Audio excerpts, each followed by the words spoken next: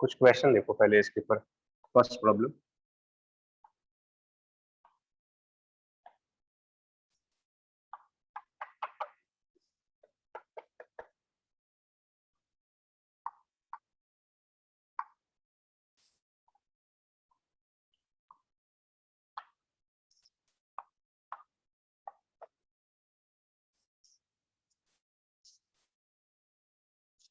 इसमें जो A B है वो इसके बारे में कह रहे थे कि ए बी एक स्ट्रिंग है और उसका मास m दे रखा है, उसकी लेंथ l है, ये टोटल लेंथ l दे रखी है ए बी की, और साइड वाले स्ट्रिंग्स जो हैं इनकी भी अपनी एक लेंथ गिवन है, ये l/2, इस तरफ की लेंथ l/2 है, ये वाली लेंथ भी l/2।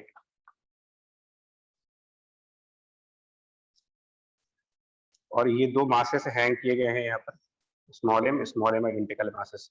सिंपल सा क्वेश्चन है, ये बताना है कि एक वेव को पॉइंट ए से पॉइंट बी तक जाने में कितना टाइम लगेगा। क्वेश्चन ये, time taken by wave from point A to point B, और इस स्ट्रिंग के लिए मास भी गिवन है, लेंथ भी गिवन है।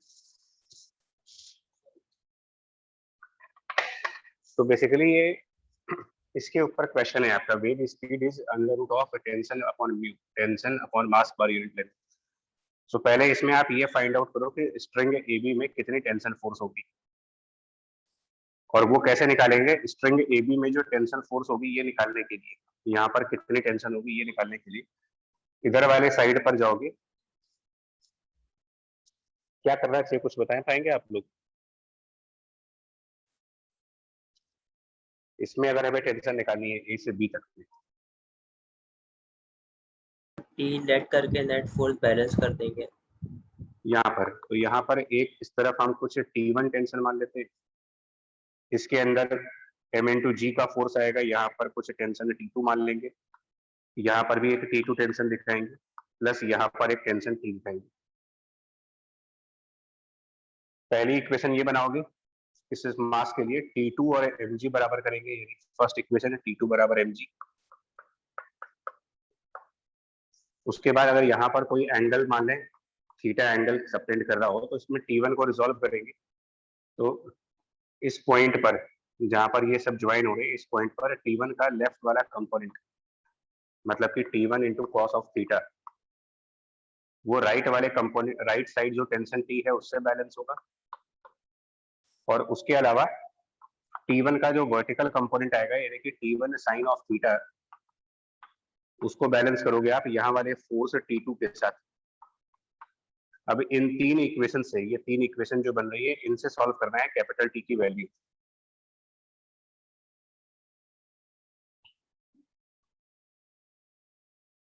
अगर आप प्रॉपरली सॉल्व करेंगे तो शायद कैपिटल T इतना आएगा, इन तीनों को लेकर के जब सॉल्व किया जाएगा तो इससे टू कैपिटल T सॉल्व होने के बाद आई थिंक आ जाएगा mg multiplied by cot theta. Cross check कर ले उसको, टेंशन की value. Yes sir. Yes sir. और थीटा यहाँ से लेंगे, थीटा भी निकालना होगा। इसके लिए ये लेंथ l/2 दे रखी है और ये लेंथ हमें l दे रखी है, तो थीटा भी निकालना है।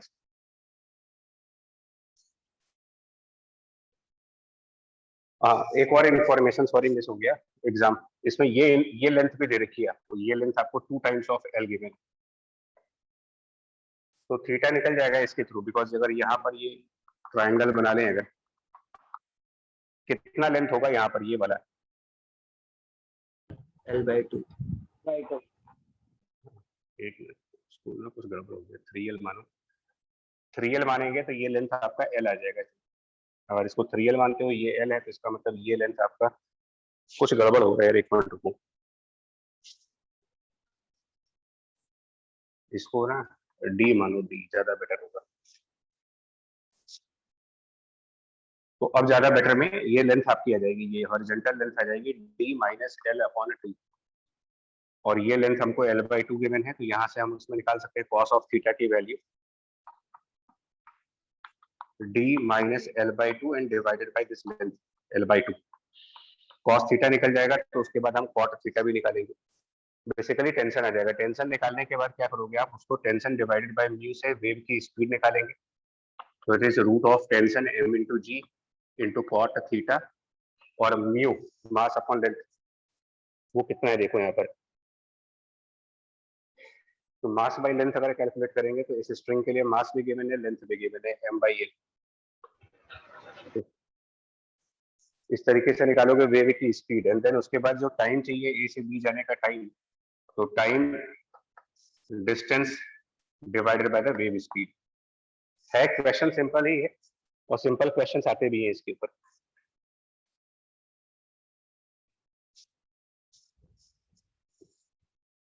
ठीक है, बोलो यहाँ तक। सर आगे 3-4 क्वेश्चन करेंगे जस्ट इसको समझाने के लिए, उसके बाद नए टॉपिक पे आ जाएंगे।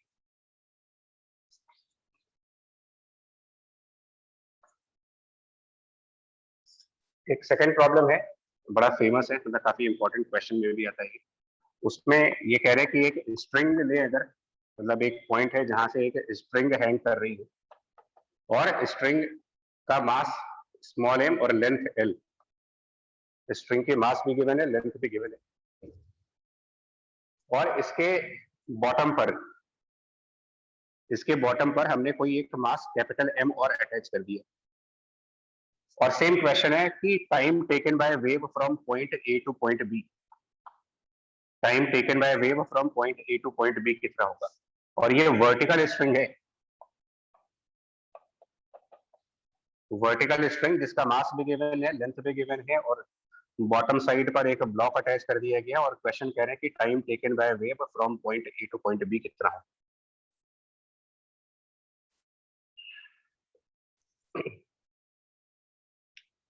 ये सब बेसिकली मैं ये समझाना चाह रहा है कि ये मैकेनिक्स है।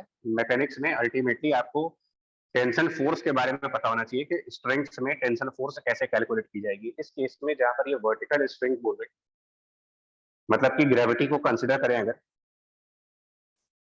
तो इसमें मैकेनिक्स याद करोगे तो यहाँ पर टेंशन फोर्स वेरिएबल्स आती है। ऐसे केसेस में जो टेंशन फोर्स होगी वो एक वेरिएबल क्वांटिटीज आएंगी। अगर हम इस स्ट्रिंग में पॉइंट ए से सपोज y डिस्टेंस ऊपर जाएं और किसी पॉइंट पर टेंशन फोर्स पूछे कि इससे y डिस्टेंस ऊपर वाले पॉइंट पर कितना टेंशन फोर्स होगा, तो मैकेनिक्स के हिसाब से वर्टिकल स्ट्रिंग की अगर हम बात करते हैं जहां पर ग्रेविटी है और स्ट्रिंग का मास भी है, तो किसी पॉइंट पर टेंशन फोर्स निकालने के लिए उस पॉइंट के नीचे जितना भी वेट होगा, total weight below that point, तो अगर मुझे यहां पर टेंशन निकालना है तो इसके नीचे का पूरा वेट कैलकुलेट करो और उस हिसाब से ये टेंशन फोर्स जो आएगी यहाँ पर at this point tension will be, इसके नीचे जो मास है वो तो कैपिटल M है, प्लस वाई लेंथ स्ट्रिंग का है, इसका भी कुछ मास होगा, वाई लेंथ ऑफ स्ट्रिंग का। टोटल लेंथ के लिए मास M दे रखा है इसमें, तो M/L मल्टीप्लाइड बाय वाई, ये टोटल मास हो गया, मल्टीप्लाइड बाय G, ये हो गया टेंशन फोर्स नीचे से y डिस्टेंस ऊपर वाले पॉइंट पर। और क्योंकि टेंशन डिपेंड कर गया है y के ऊपर, इसका मतलब टेंशन की वैल्यू जैसे जैसे y चेंज होगी वैसे वैसे टेंशन की वैल्यू चेंज होगी, और जब टेंशन की वैल्यू चेंज होगी तो करस्पॉन्डिंगली वेव की स्पीड भी चेंज होती जाएगी। मतलब इस केस में वेव ए पॉइंट से बी पॉइंट तक एक वेरिएबल स्पीड पर जाएगी।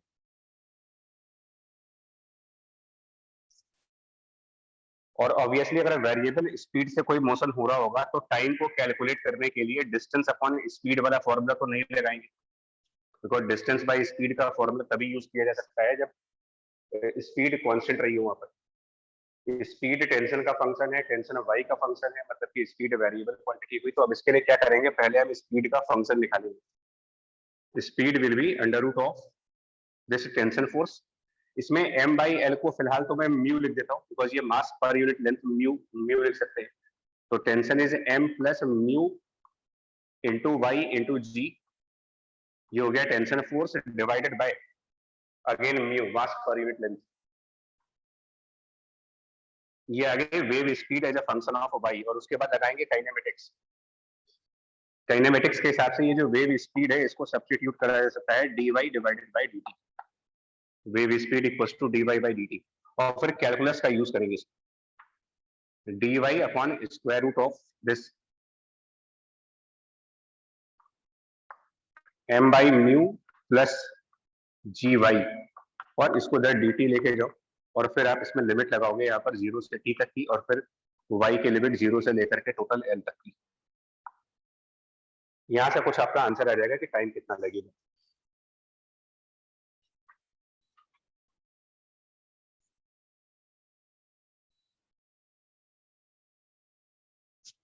और कैलकुलस में नहीं जा रहे, इसमें कैलकुलस वाला पोर्शन आपको अपने आप करना पड़ेगा।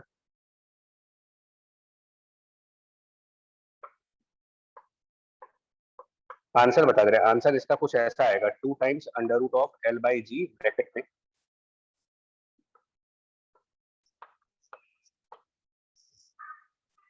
ये इंटीग्रेशन कर लेंगे अपने आप।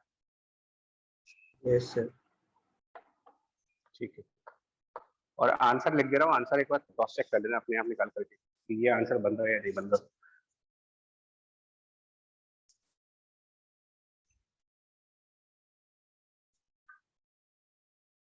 अब इसमें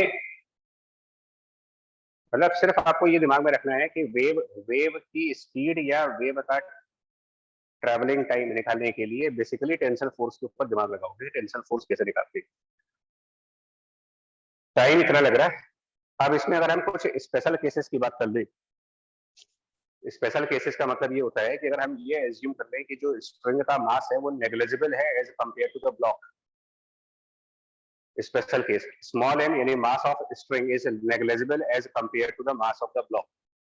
क्या रिजल्ट बन जाएगा देखिए, यहाँ अगर ये अप्रोक्सीमेशन यूज करें कि mass of string is negligible as compared to the mass of string, तो यहाँ पर जो टर्म बनेगी नोटिस करो क्या बनता है यहाँ पर।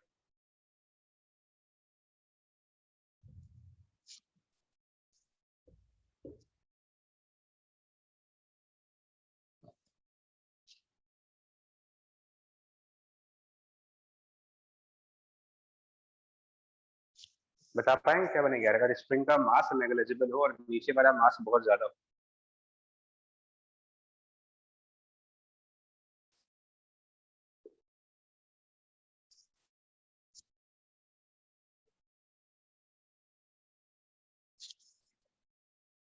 वैसे इसका मतलब देखो, यहाँ से करोगे तो हो सकता है आपको थोड़ा सा प्रॉब्लम है, क्योंकि यहाँ से अगर करेंगे ना स्मॉल m को नेग्लेक्ट करेंगे, मान लीजिए small m negligible as compared to the mass, तो अगर हम इसको यहाँ पर नेग्लेक्ट कर देते हैं, मान लो ये वाली वैल्यू नेग्लेक्ट कर देते हैं, तो root of capital M minus root of capital M, आपको ऐसा लग सकता है कि आंसर 0 आएगा, बट एक्चुअल में आंसर 0 आएगा नहीं, बिकॉज जब हमने स्ट्रिंग का मास नेग्लिजिबल कर दिया है, और तो ऐसे में नेग्लिजिबल मास की स्ट्रिंग को आप एक आइडियल स्ट्रिंग मान सकते हो। आइडियल स्ट्रिंग उसी को बोला जाता है जिसका मास नेग्लेक्ट किया जा सके, और उस केस में टेंशन फोर्स पूरे स्ट्रिंग में यूनिफॉर्म मानते हैं। नेग्लेक्टिंग मास ऑफ स्ट्रिंग मतलब एक तरीके से हम आइडियल स्ट्रिंग पे गए, और आइडियल स्ट्रिंग में टेंशन फोर्स वेरिएबल नहीं मान सकते कभी आप, टेंशन फोर्स की वैल्यू थ्रू आउट कॉन्स्टेंट रहेगी।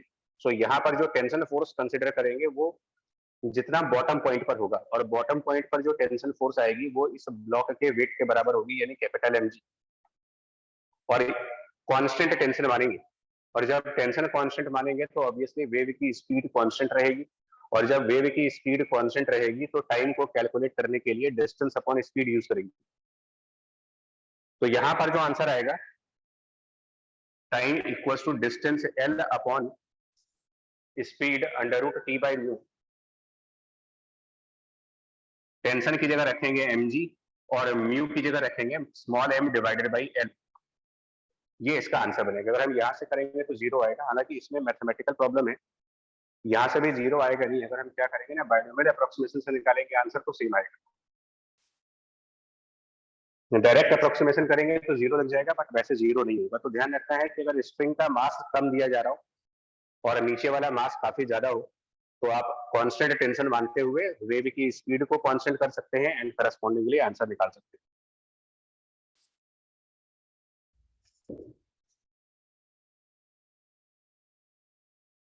स्ट्रिंग में वेरिएबल टेंशन तभी मानी जा सकती है जब स्ट्रिंग का मास कंसिडरेबल। और इसका एक और स्पेशल केस है, सेकंड स्पेशल केस, जिसमें हम कैपिटल M को टेंडिंग टू 0 कर रहे हैं, कैपिटल M बराबर 0। इसका मतलब स्ट्रिंग से कोई मास अटैच नहीं, मतलब सिंपली एक string, just string of mass m then no mass, यहाँ पर कोई मास अटैच न करो आप।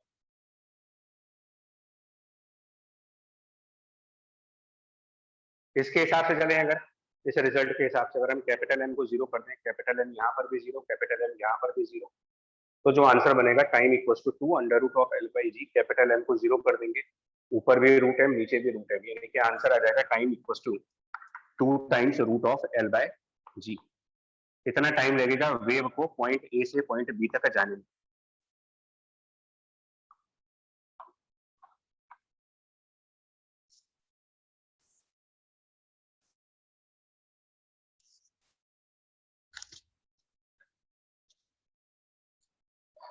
अच्छा, इस पार्ट को भी हम अगर ध्यान से देखें ना, कि ये जो टाइम कैलकुलेट हुआ है 2 अंडर रूट एल बाई जी, ये दो रिजल्ट ध्यान रखना, दो एक्सट्रीम केसेस। अगर हमने स्ट्रिंग का मास नेग्लेक्ट किया तो यूनिफॉर्म टेंशन वाला केस बन जाएगा, और ब्लॉक का मास नेग्लेक्ट किया तो एक वेरिएबल टेंशन, और दोनों ही मास कंसिडर किए तो भी वेरिएबल टेंशन।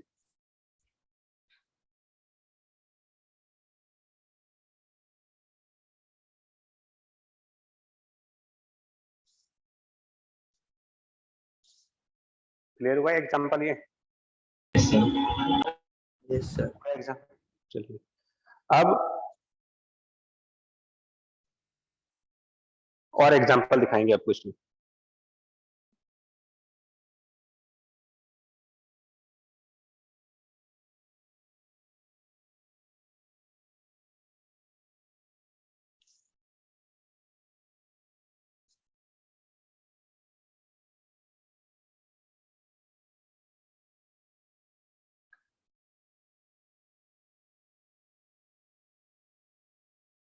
थर्ड एग्जांपल देखो।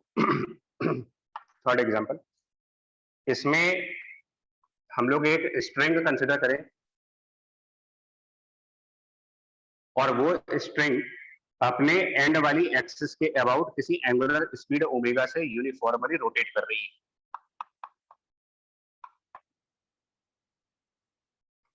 मतलब ये पॉइंट ए मान लिया, ये पॉइंट बी मान लिया, ये भी स्ट्रिंग है, सारे एग्जांपल स्ट्रिंग के लेंगे, ये भी स्ट्रिंग है जिसका मास m और लेंथ l दिए गए।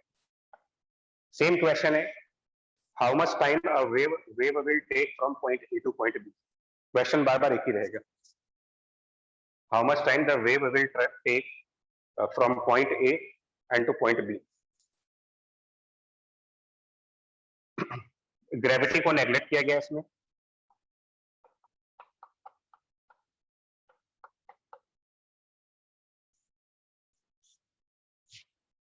सो अल्टीमेटली आपको समझना ये है, और ये बाकी चैप्टर में भी हेल्प करेगा, न्यूटन लॉ में भी हेल्प करेगा, इलास्टिसिटी में भी हेल्प करेगा तुम्हें।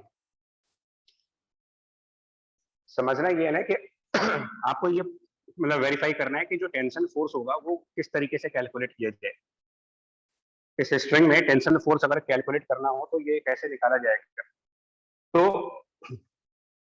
यहाँ पर हम जिस कंसेप्ट को अब यूज करने जा रहे हैं वो ये, सपोज मुझे किसी आर्बिट्री पॉइंट पर, जो कि इस एक्सिस से मान लिया जाए, सपोज इस एक्सिस से एक्स डिस्टेंस पर कोई पॉइंट है, और यहाँ पर टेंशन फोर्स कैलकुलेट करना है कितना होगा।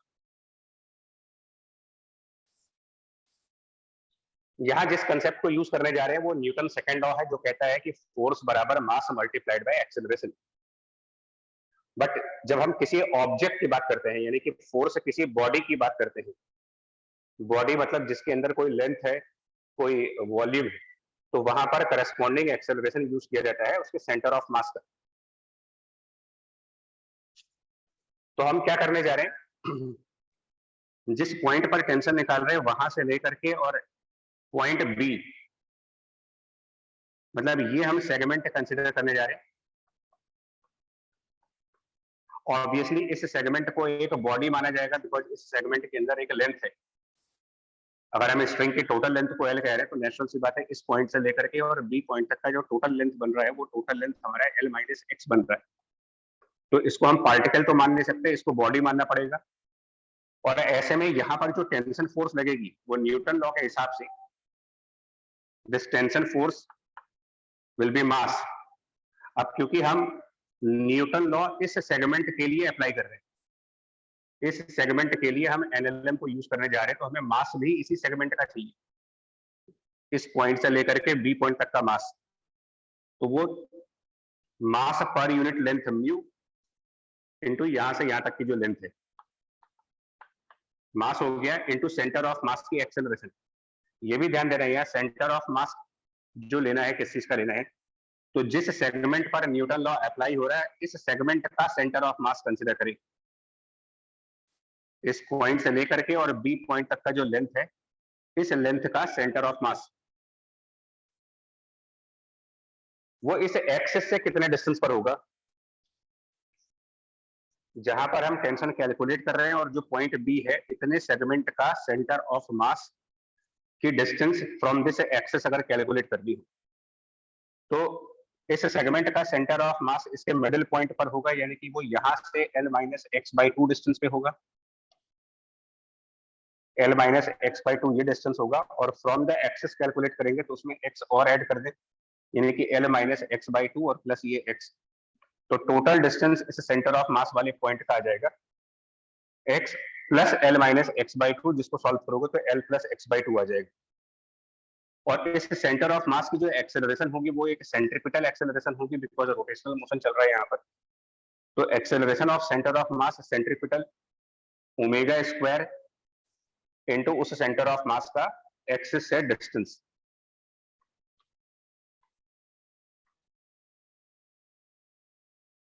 आई ये बात समझ में? टेंशन फोर्स जो निकाला है इसमें,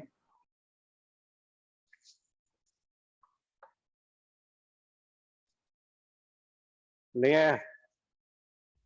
आगे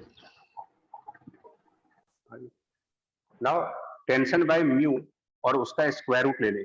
टेंशन डिवाइडेड बाय म्यू का स्क्वायर रूट, यानी कि wave speed. Tension upon mu और उसका स्क्वायर रूट कर देंगे तो वेव स्पीड। सो वेव स्पीड यहां से बन जा रही है ओमेगा इंटू ओमेगा बाय √2, और रूट के अंदर आ जाएगा l² माइनस x²। ये वेव की स्पीड आई। एक बार फिर से वेव स्पीड वेरिएबल ही आ रही है, बिकॉज वेव स्पीड x पे डिपेंडेंट आ रही है, वेरिएबल वेव स्पीड। तो इसको भी हम कैलकुलस यूज करके dx/dt कर देंगे, इस वेव स्पीड को dx/dt। और टाइम कैलकुलेट करने के लिए फिर से हम कैलकुलस लगाएं, तो dx divided by √l² minus x² equals to omega by √2 multiplied by dt। टाइम को 0 से t तक के लिए और x के लिमिट 0 से l तक के लिए, ये एक स्टैंडर्ड इंटीग्रेशन के फॉर्म में चला जाता है। dx by √l² minus x² standard form of integration. I think sine inverse में आता है ये।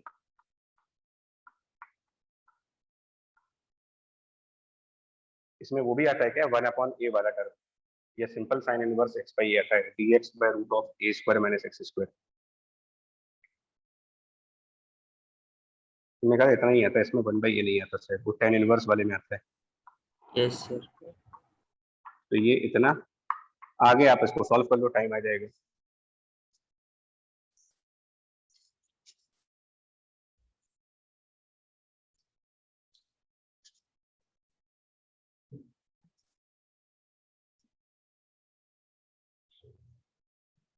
तो इसके ऊपर जो क्वेश्चन आएंगे ना, इस पॉइंट के ऊपर ऐसे ही क्वेश्चन आते हैं। बेसिकली टेंशन निकालना अगर जिसको आता होगा वो मैकेनिक्स का पार्ट है, तो टेंशन निकालने के बाद उसके बाद काइनेमेटिक्स, मतलब इसमें वेव का बहुत ज्यादा रोल है भी कोई।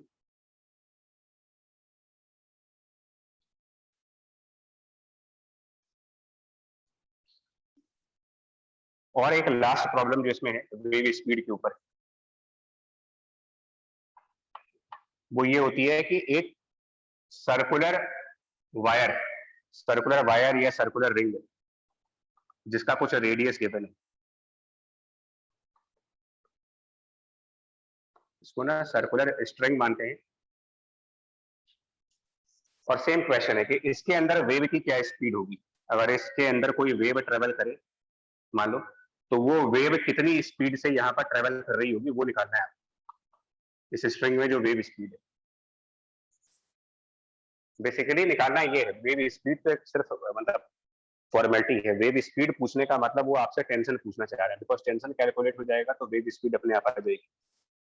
यानी कुल मिलाकर के ये जानना चाह रहे हैं कि अगर एक सर्कुलर वायर है और वो मान ले ओमेगा वेलोसिटी से रोटेट कर रहा है, सर्कुलर वायर ओमेगा से रोटेट करेगा, तो इसमें टेंशन फोर्स कैसे कैलकुलेट किया जाएगा। बेसिकली ये काम करना है। इसका भी हम एक अलग तरीका बता रहे हैं, अलग तरीका नहीं, इसमें भी हम सेम लॉजिक यूज करेंगे कि किसी ऑब्जेक्ट पर जब फोर्स निकालते हैं या किसी बॉडी के ऊपर जब फोर्स निकालते हैं तो हमेशा उसको कहा जाता है mass into centre of mass की एक्सेलरेशन। इसी को यहां भी यूज करेंगे। और साथ में एक और फैक्ट बता दें कि हाफ, ये सेंटर ऑफ मास चैप्टर को आपको देखना पड़ेगा। आधी रिंग, हाफ रिंग का सेंटर ऑफ मास अगर कोई पूछे कि हाफ रिंग का सेंटर ऑफ मास कहां पर होता है, तो हाफ रिंग का सेंटर ऑफ मास उसके सेंटर वाले पॉइंट से 2r divided by pi distance पे। अब ये थोड़ा सा याद रखना पड़ेगा, और नहीं याद है तो यहाँ पर आप सुनो। सेंटर ऑफ मास आधी रिंग का जब कैलकुलेट होता है तो वो सेंटर से 2r बाय पाई के डिस्टेंस पे। अब अगर मैं इस रिंग में अगर मैं राइट वाली हाफ रिंग को कंसिडर करूं, अगर मैं इसमें राइट वाला हाफ रिंग कंसिडर करूं, राइट हाफ रिंग जिसका सेंटर ऑफ मास सेंटर से 2r बाय पाई डिस्टेंस पे है, COM ऑफ राइट हाफ,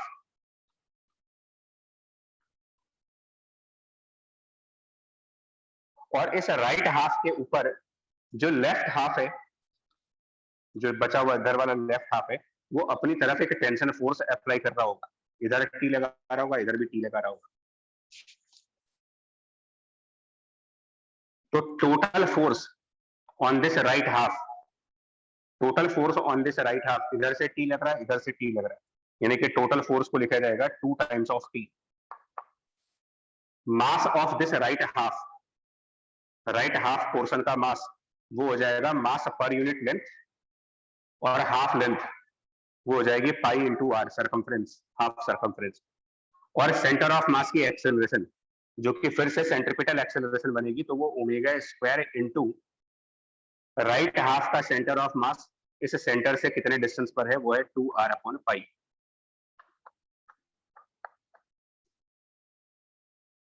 पाई पाई जो कैंसिल हो सकता है कैंसिल करिए, 2 से 2 कैंसिल कर जाएगा, पाई से पाई कैंसिल कर जाएगा, और tension upon mu find out कर दें अगर, टेंशन बाय म्यू की वैल्यू, तो टेंशन बाय म्यू की value omega square R square आएगी, उसका स्क्वायर रूट ले ले जो कि वेव स्पीड है, तो वेव स्पीड यहाँ पर ओमेगा इंटू आर के बराबर आ जाती है। इस केस में वेव स्पीड की value omega into are.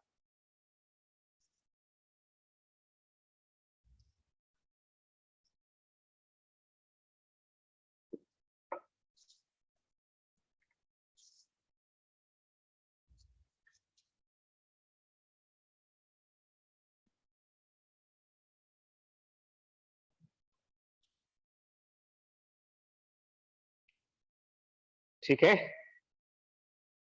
Yes sir. ये 4 एग्जाम्पल है, ये 4 ही आपके लिए सफिशियंट है, चाहे मेंस का एग्जाम देने जाओ चाहे एडवांस का एग्जाम देने जाओ। तो एक कंसेप्ट हमारा डन हो गया, इसके ऊपर जो प्रॉब्लम्स है वो उसी टाइप की प्रॉब्लम्स है। डन।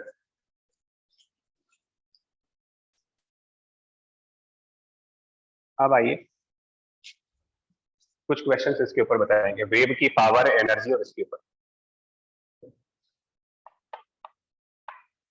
तो प्रॉब्लम 5,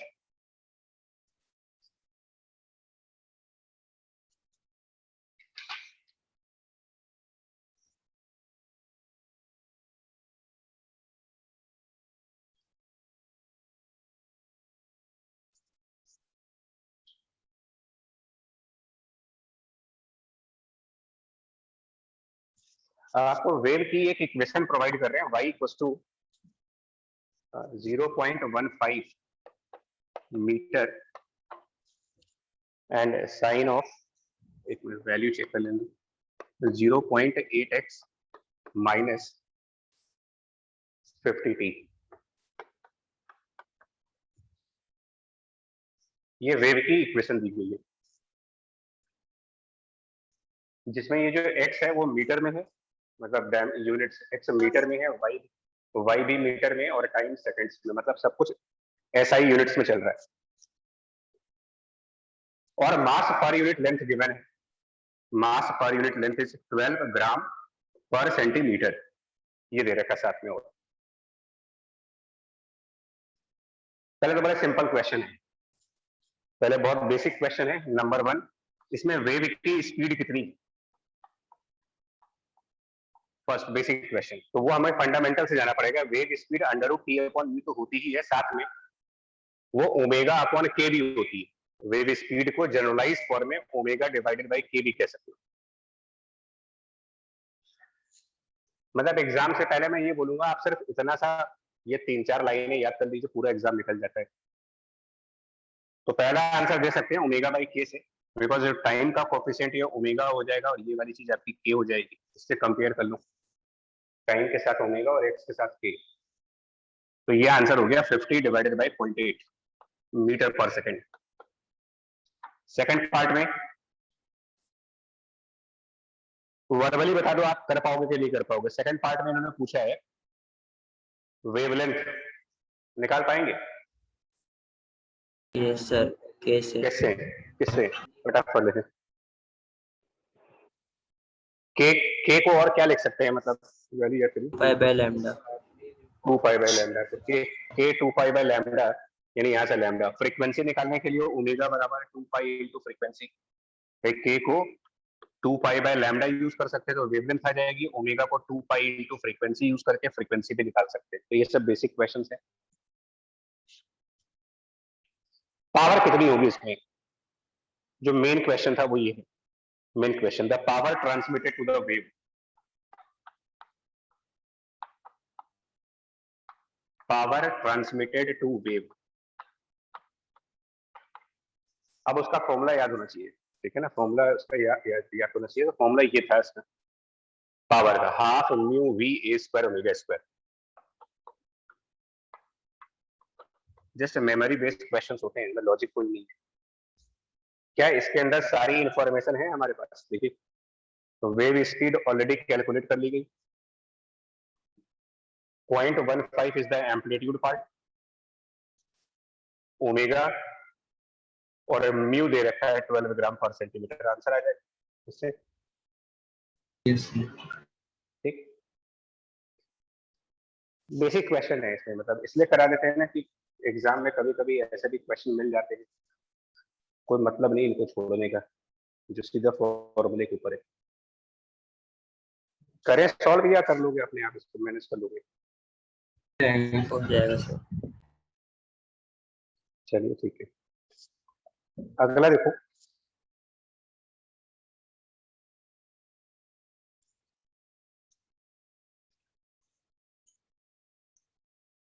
ये जस्ट डिस्कशन बेस्ड क्वेश्चन है, बताना आपको इसका आंसर वो आता है कि नहीं आता है।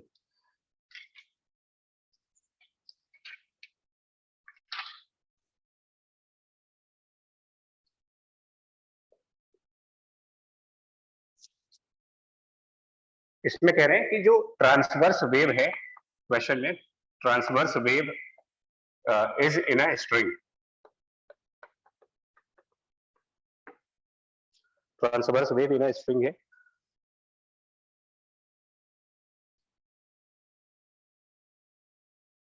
और क्वेश्चन कह रहे हैं कि by what factor power will increase और decrease depending upon the situation. कितने फैक्टर से इंक्रीज या डिक्रीज करेगा वो? इफ पार्ट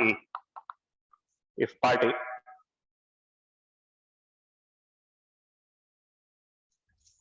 लेंथ को डबल कर दिया जाए, length is doubled but omega is constant. Part B, आप इसके आंसर तब तक सोचो क्या होना चाहिए अगर लेंथ डबल कर रहे हैं और ओमेगा को कांस्टेंट रखें। सेकंड पार्ट कह रहे हैं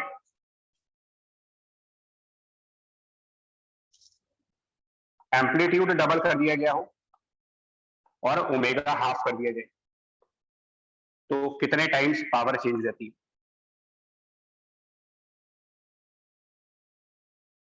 थर्ड कह रहे हैं कि lambda and amplitude both double,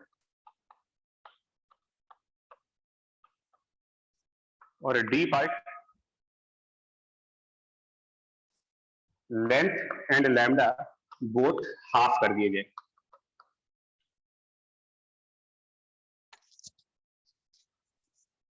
और साथ में एक क्वेश्चन कह रहा है कि this transverse wave is in a string under constant tension force, under a constant tension, ये दिया है question, string is under a constant tension. चलो बताना क्या आंसर आएगा पहले पार्ट में।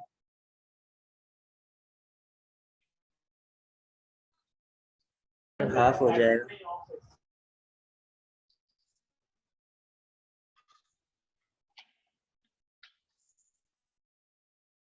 पहला वाला हाफ।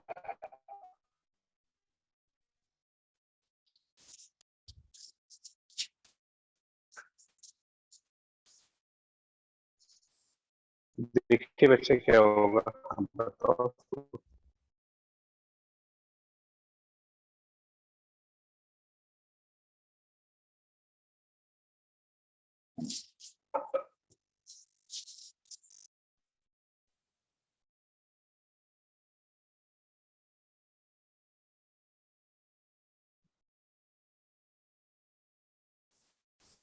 हाँ जी, अब आ गया होगा आवाज।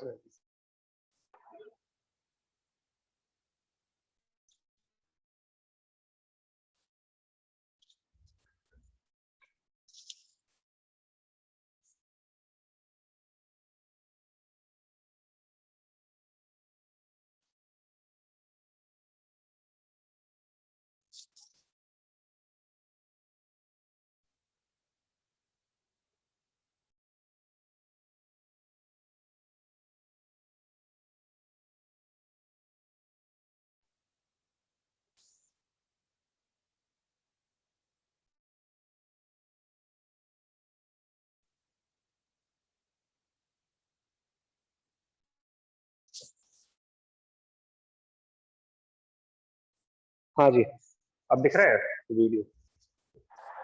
Yes sir. चलो पहले वाले का आंसर बताओ फिर क्या आएगा।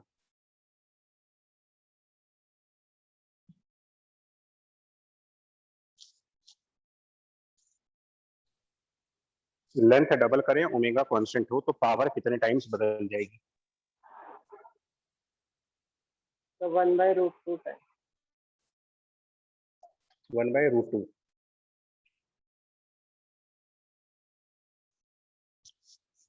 चलिए देखो कैसे बता रहे हो आप इस चीज को, है ना, लॉजिक क्या होगा इन क्वेश्चंस में, क्योंकि ऐसे ही क्वेश्चन गलत हो जाते हैं। पावर का फॉर्मूला पहले जरा देखो क्या बन रहा है। वैसे तो पावर का ये फॉर्मूला है, लेकिन एक बात देखिए, half mu is mass upon length, तो इसको हम m/l लिखे पहले, एम्पलीट्यूड स्क्वायर ओमेगा स्क्वायर, और जो वेव स्पीड है, वेव स्पीड इसको लिखिए √t upon mu, wave speed √t/म्यू। तो जब इसको पूरा सिंप्लीफाई करेंगे ये सब कुछ करने के बाद, यहाँ पर √t अपॉन म्यू रखेंगे, और उसके बाद जब पूरा सिंप्लीफाई करेंगे तो पावर की कुछ वैल्यू ये बनेगी, √t a square omega square upon 2, और यहाँ पर √m अपॉन l, वो l ऊपर चला जाएगा, या फिर इसको यही रखो आप। ये देखो पहले ये चीज सही है कि नहीं, पावर की वैल्यू।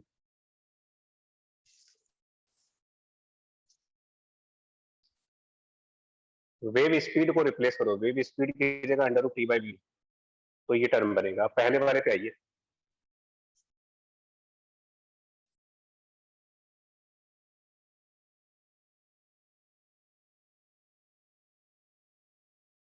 सर m/l ऊपर ही आ जाएगा।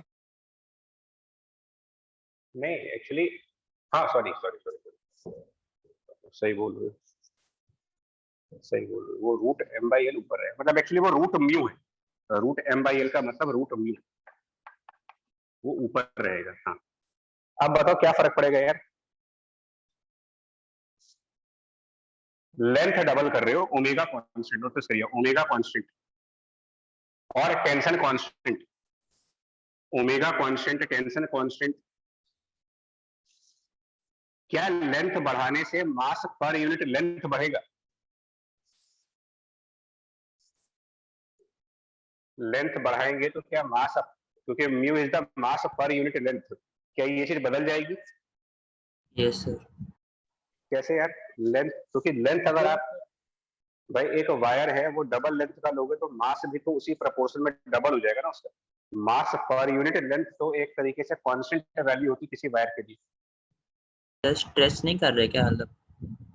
नहीं नहीं, खींच खींच के बड़ा नहीं कर रहे हैं उसको, मतलब स्ट्रेच करके नहीं कर रहे, इसीलिए लैंग्वेज का प्रॉब्लम है। लेंथ डबल का मतलब, मान लो पहले हमने 1 मीटर का वायर दिया था, तो अब हम 2 मीटर का वायर, मतलब नया वायर 2 मीटर का लेकर के आए, पहले वाले वायर को स्ट्रेच नहीं किया हमने। तो उस केस में मास पर यूनिट लेंथ में कोई चेंज नहीं आएगा, यानी कि under root of mu constant, tension already constant दिया गया, क्वेश्चन में दिया गया, ओमेगा को चेंज किया नहीं, एम्पलीट्यूड के बारे में कोई इंफॉर्मेशन नहीं है, तो हम ये मान के चलेंगे कि एम्पलीट्यूड कांस्टेंट है, यानी कि फर्स्ट केस में पावर में कोई चेंज नहीं आएगा। Second case, amplitude double omega half, यही से देखो, एम्पलीट्यूड डबल और ओमेगा हाफ, यहां डबल करेंगे तो 4 का फैक्टर, इसको हाफ करेंगे तो 1/4 का फैक्टर, ये दोनों फैक्टर कैंसल, और बाकी की दो चीजें कांस्टेंट, यानी कि पावर में यहां भी कोई चेंज नहीं।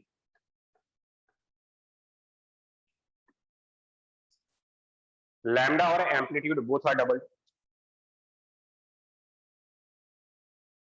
तो एम्पलीट्यूड तो समझ में आ रहा है यहाँ पर, लेकिन लैम्डा तो दिख नहीं रहा है, इस पूरे एक्सप्रेशन में लैम्डा है नहीं कहीं पर। तो क्वेश्चन के अकॉर्डिंग फॉर्मूले को एडजस्ट किया जाता है।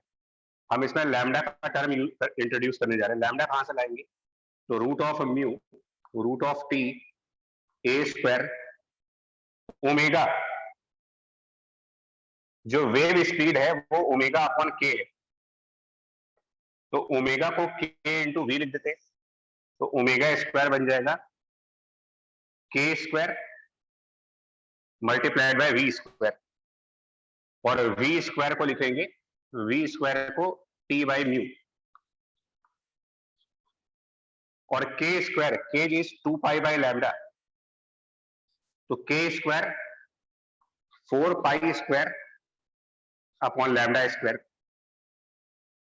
ये पूरा टर्म बन गया जिस तरीके से हमें चाहिए। अब हम देखते हैं लैम्डा और एम्पलीट्यूड दोनों डबल किए जा रहे हैं, तो न्यूमरेटर में ए स्क्वायर और डिनोमिनेटर में लैम्डा स्क्वायर, इन दोनों को जब डबल करेंगे तो इनका इफेक्ट कैंसिल हो जाएगा, बाकी के सारे पैरामीटर कांस्टेंट है।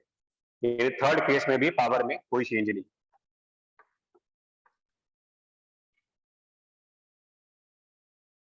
लेंथ और लैम्डा बोथ को हाफ किया जाए,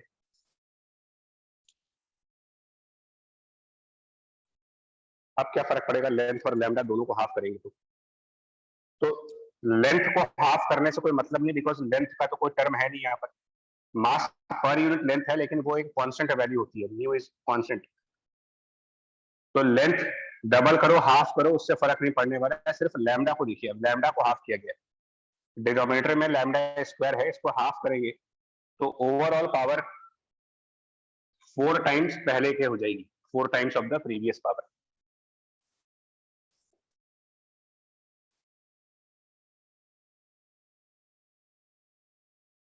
कोई दिक्कत आ रही है इसमें?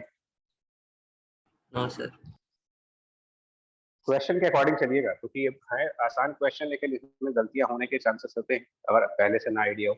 तो पावर को अकॉर्डिंगली एडजस्ट करो, जैसा कहा जा रहा है उस हिसाब से इसको रीस्ट्रक्चर किया जाएगा। रीस्ट्रक्चर का मतलब, हमें लैम्डा चाहिए आंसर में तो लैम्डा को लाएंगे, हमें एम्पलीट्यूड और ओमेगा चाहिए तो ओमेगा लाएंगे, जिस जिस भी फॉर्मेट में चाहिए, टेंशन चाहिए तो टेंशन लाएंगे उसके अंदर, उसको रीस्ट्रक्चर करके एंड अकॉर्डिंगली आंसर दीजिए। सर हम्म, तब पहले वाले पार्ट में वायर चेंज करके उसकी लेंथ डबल कर दी है। हाँ हाँ, लेंथ को मतलब एक होता है खींच करके डबल करना, खींचा नहीं है उसको, हमने एक्स्ट्रा लेंथ ऐड कर दी उसमें और उसकी लेंथ डबल कर दी। समझे आप इस बात को? एक्स्ट्रा लेंथ ऐड करके लेंथ को डबल कर दिया उसकी। Yes sir. ठीक है, यस सर।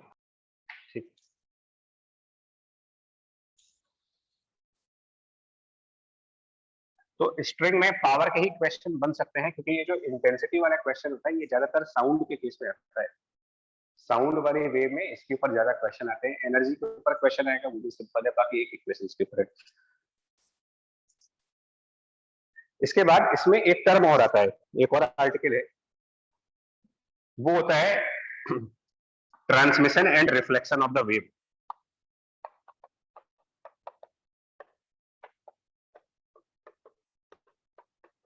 इस पे थोड़ा बहुत ध्यान से देखना है, ट्रांसमिशन एंड रिफ्लेक्शन।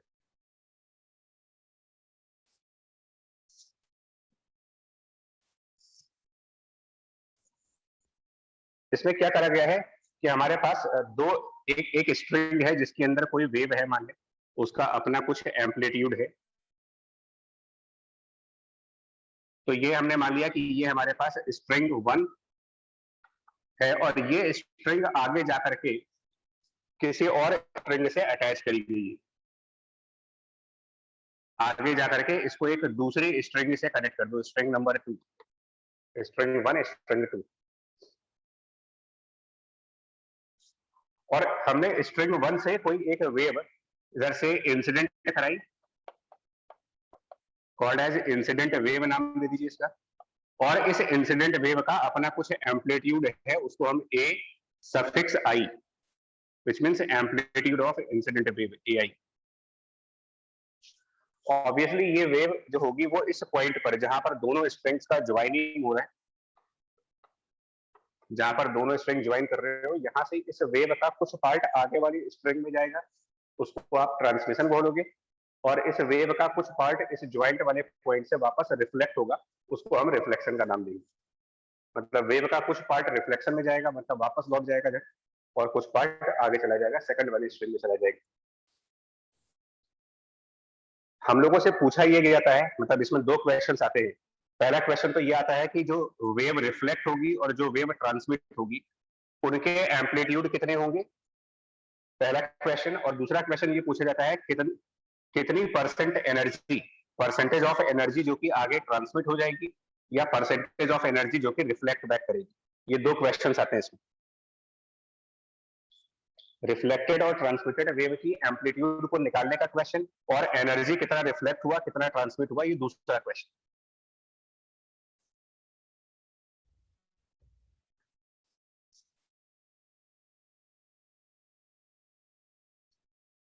ठीक है, अब देखो क्या करना चाहिए इसमें। इसमें जो थ्योरी इन्वॉल्व है वो कौन सी है।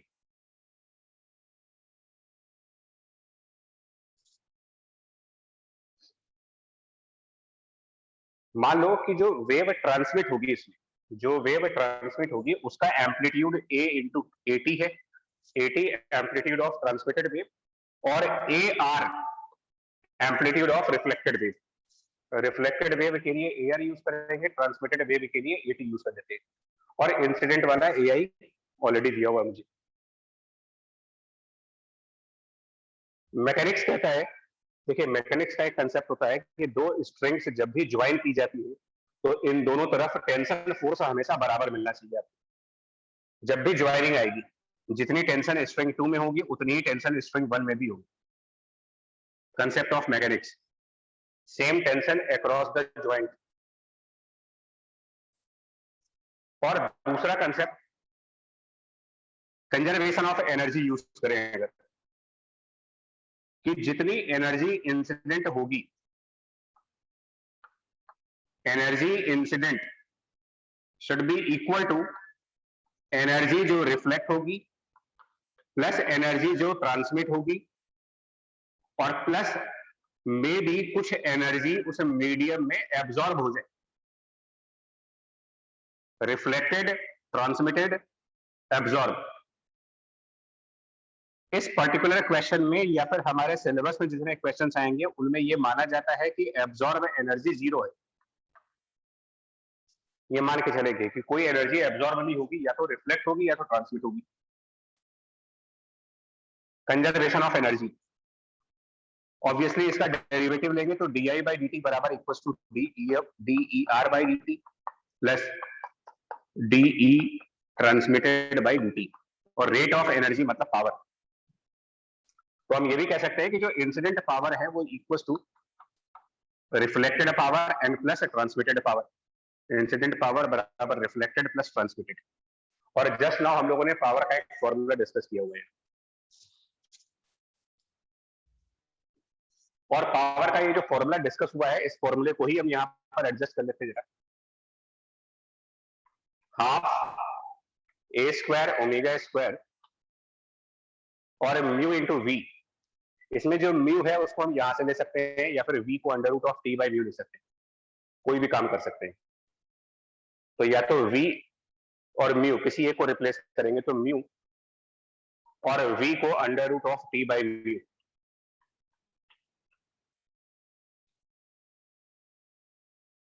तो कुल मिलाकर के ये बन जाएगा आपका under root of T into under root of mu square root.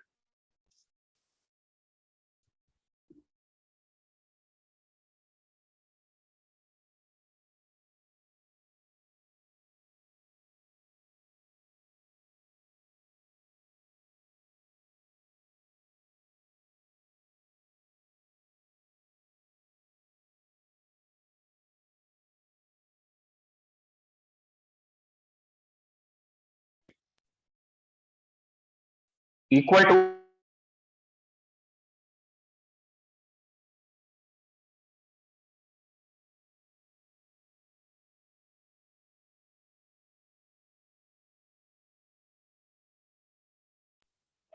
सब वीडियो में आ जाएगी। क्या हो गया बच्चा? सर आवाज चली गई। चली एक गई मिनट, सर। अब आ रही है? Yes sir. यस तो इंसिडेंट पावर रिफ्लेक्टेड पावर और plus transmitted power. Transmitted power के लिए लिखो हाफ एम्पलीट्यूड ऑफ ट्रांसमिटेड का square omega square root of T. यहाँ रूट ऑफ म्यू टू लिखना पड़ेगा आपको, बिकॉज ट्रांसमिशन सेकंड स्ट्रिंग के अंदर जाएगा। एक और चीज बता दें आपको, ओमेगा सब जगह पर सेम रखा गया है, क्योंकि जो फ्रीक्वेंसी है वो मीडियम के हिसाब से बदलती नहीं है कभी। अगर हम एक मीडियम से दूसरे मीडियम में जाएंगे तब भी वेव उतनी ही फ्रीक्वेंसी की होती है। ये लाइट के चैप्टर में हो चाहे वेव के मैकेनिकल वेव के चैप्टर में हो, कि जो फ्रीक्वेंसी है वो मीडियम बदलने के साथ कभी चेंज नहीं कर सकते। जिस फ्रीक्वेंसी की वेव थी उसी फ्रीक्वेंसी की वेव आगे जाएगी। तो इसमें जो कुछ कैंसिल वैंसिल होना है वो कैंसिल कर लेते हैं, और जो बच जाएगा टर्म वो देख लेते हैं क्या बचेगा। काफी सब चीजें कॉमन कैंसिल हो जाएंगी और कुछ टर्म हमारे पास यहाँ पर रहेंगे। अब इसको हटा देते हैं, इसका काम खत्म हो गया।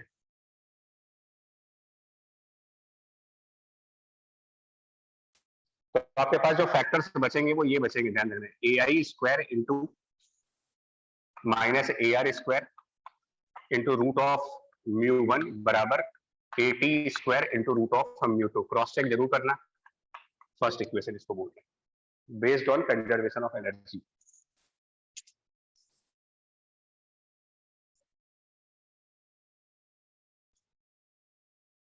यस ये आएगा ना, ठीक है। चलिए अब एक और बात सुनो, एक और पॉइंट समझिएगा। जो स्ट्रिंग वन है इसमें नंबर ऑफ वेव कितनी आ रही है। स्ट्रिंग वन के अंदर अगर हम बात करें तो टोटल कितनी वेव है। तो स्ट्रिंग वन में दो तरीके की वेव है। एक वेव जो इंसिडेंट होकर जा रही है वो है, और एक और वेव इस स्ट्रिंग में आएगी जो इस ज्वाइंट वाले पॉइंट से रिफ्लेक्ट बैक करेगी। यहां से वापस रिफ्लेक्शन जब होगा उसका, यानी स्ट्रिंग वन के अंदर दो वेव एक साथ होंगी, इंसिडेंट और रिफ्लेक्टेड। तो इसका मतलब displacement y of string one, displacement y of the string one will be resultant of incident wave and reflected wave. So it will be y incident plus y reflected. इसको एक वो भी कहा जाता है, सुपरपोजिशन प्रिंसिपल भी कहा जाता है, कि अगर किसी मीडियम के अंदर दो वेव आ जाती हैं तो रिजल्टेंट वेव निकालने के लिए दोनों वेव की इक्वेशंस को ऐड किया जाता है।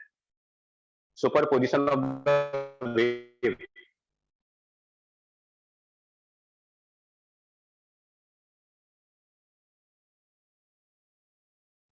और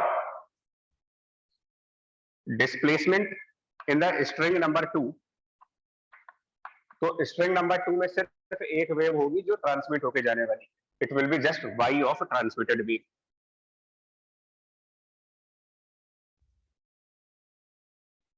अब एक बात यहां पर समझेंगे,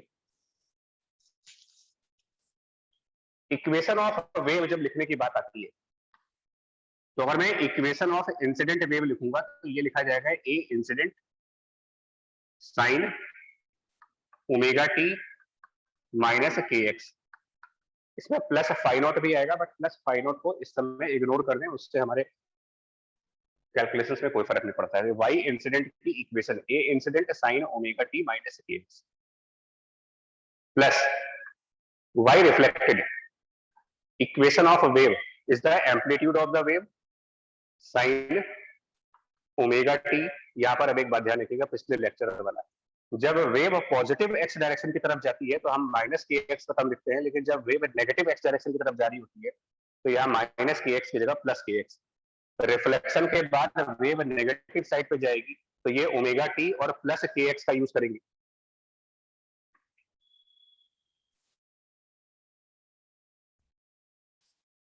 ये बात आई समझ में, माइनस और प्लस जो चेंज किया है इसको सर वेव डायरेक्शन के लिए। और y of string number 2, y of string number 2 अगर हम बात करेंगे तो ये y ऑफ ट्रांसमिटेड है, जिसकी equation a transmitted sign omega T minus K x, क्योंकि ट्रांसमिशन के बाद भी वो वेव को पॉजिटिव साइड पे ही जाएगी तो यहाँ माइनस का साइन आएगा। अब इसमें एक और प्रॉब्लम है, मीडियम बदलने के बाद, जैसे अगर एक मीडियम से दूसरे मीडियम में जाते हैं तो वेव की कौन सी कैरेक्टरिस्टिक चेंज नहीं करती हैं और कौन कौन सी कैरेक्टरिस्टिक्स चेंज कर जाती है। अगर हम एक मीडियम से दूसरे मीडियम में एंटर करें तो सिर्फ फ्रीक्वेंसी वाला कैरेक्टर, वेव की फ्रीक्वेंसी वाला पार्ट ऐसा होता है जो फर्स्ट मीडियम में और सेकंड मीडियम में एक जैसा रहता है। तो वेव की स्पीड और वेव की वेवलेंथ मीडियम बदलने के साथ साथ चेंज होती है।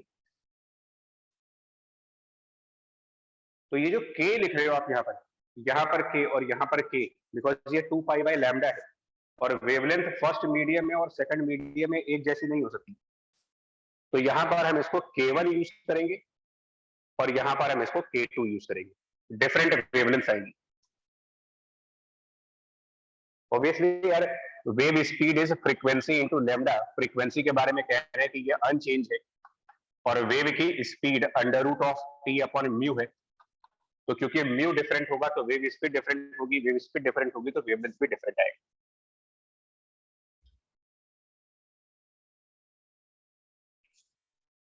नाउ जो अब लॉजिक यूज करने जा रहे हैं, जो ज्वाइंट पॉइंट है, ज्वाइंट पॉइंट, इस ज्वाइंट पॉइंट को अगर सिंप्लिसिटी के लिए मान लिया जाए कि ये पॉइंट आपका x इक्वल टू 0 है सिंप्लिसिटी के लिए,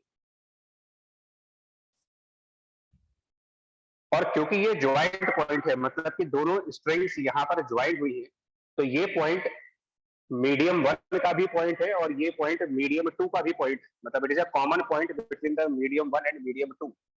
तो इस पॉइंट का डिस्प्लेसमेंट, इस पॉइंट का डिस्प्लेसमेंट स्ट्रिंग 1 की इक्वेशन के हिसाब से और इस पॉइंट का डिस्प्लेसमेंट स्ट्रिंग 2 की इक्वेशन के हिसाब से, इस इधर वाली इक्वेशन और इधर वाली जो इक्वेशन है उन दोनों इक्वेशन से इस कॉमन पॉइंट पर कॉमन डिस्प्लेसमेंट आना चाहिए।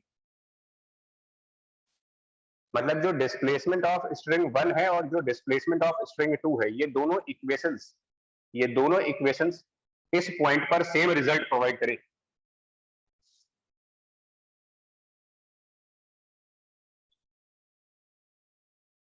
तो अगर हम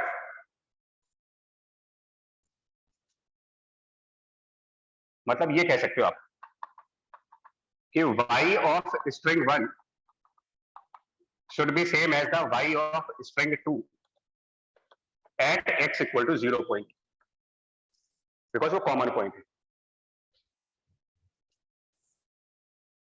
Now y of string 1 ये है, इसमें अगर x को 0 पुट कर देंगे और यहाँ पर भी x को 0 पुट कर दें, x equal to 0, x equal to 0, तो बचेगा आपके पास ai sine omega T plus A R sine omega T, मतलब यहाँ पर आ जाएगा A I sine omega T plus A R sine omega T equal to, इसमें जब x को 0 पुट कर देंगे तो बचेगा A T sine omega T, मतलब इधर A T sine omega T, इधर A I sine omega T plus A R sine omega T, वो साइन ओमेगा टी वाला टर्म कैंसिल आउट कर जाएगा और फाइनली आपके पास एक इक्वेशन बन जाएगी A I plus A R equal to A T, final equation, second equation बन जाएगी।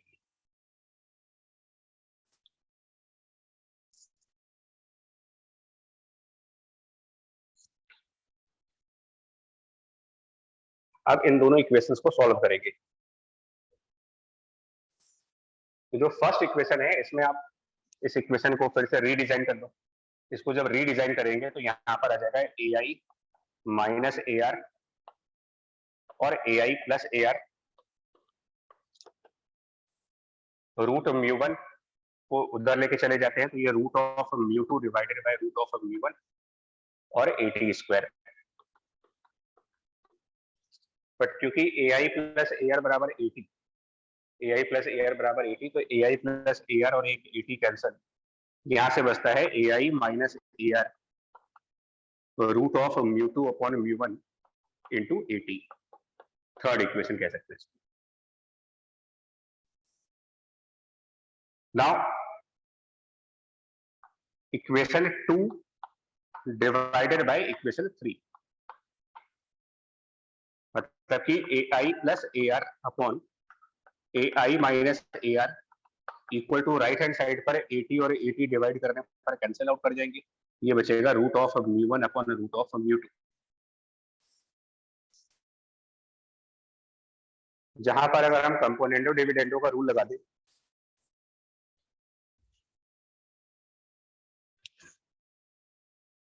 तो ये बन जाएगा ए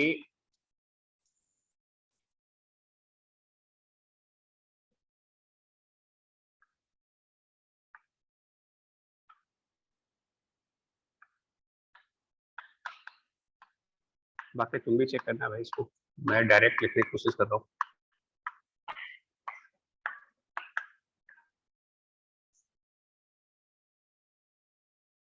या क्रॉस मल्टीप्लाई कर दे, बात एक ही है, कंपोनेंटो डिविडेंडो लगाए या क्रॉस मल्टीप्लाई कर।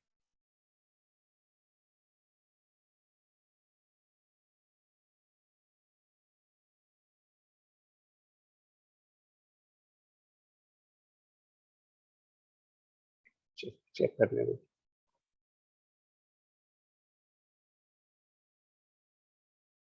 यस सर, सही लिखा है ये यार आंसर, ठीक है। अच्छा, अब डेरिवेशन में थोड़ा टाइम लगेगा ना। हम लोगों ने ये भी पढ़ा हुआ है कि जो वेव की स्पीड है वो under root of T divided by mu है, wave speed is under root T upon mu. So इस हिसाब से रूट ऑफ म्यू वन को लिख सकते हैं root of T divided by v one, और रूट ऑफ म्यू टू को लिख सकते हैं root of T divided by v two. तो जब वो काम भी कर लेंगे यहाँ, मतलब ये इसको रिप्लेस करें और ये सब रिप्लेस करेंगे तो ये रिजल्ट बन जाएगा v2 minus v1 upon v2 plus v1 ना, ये फाइनल आंसर है।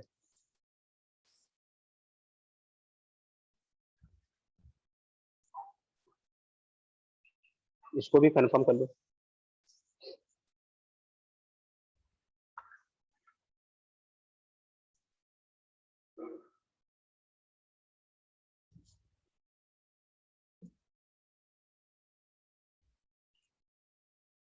ठीक है, ये आ जाएगा, कंफर्म कर लीजिएगा इसको अपने हिसाब से। यस। ओके, उसके बाद एक काम करो, अब एक काम ये करना होगा, ए आर की जो वैल्यू आई है ए आर वो यहाँ पर रखिए, मतलब ये जो ए आर सॉल्व किया गया है ए आर का ये पूरा एक्सप्रेशन, ये सेकंड नंबर की इक्वेशन में ए आर यहाँ पर रखे और ए टी सॉल्व करें। मैं रिजल्ट बता दे रहा हूँ क्या आएगा। ए टी बराबर 2 times of V two divided by V one plus V two multiplied by A I. ये आपके मेन रिजल्ट्स है। चाहे तो आप डेरिवेशन स्किप कर दो, मैं रिजल्ट डायरेक्ट भी लिखा सकता था लेकिन फिर वो समझ नहीं आता कभी।